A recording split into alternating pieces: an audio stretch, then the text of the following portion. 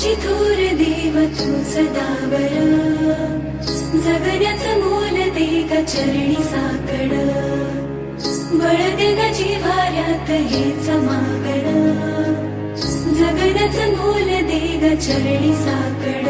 ये साकड घाली तो गाभाऱ्यात माथा, आभाळावरून राहू दे र कृपा, नमन तुझे मी करीतो र देवा, भरून झरू दे तुझी चर कृपा.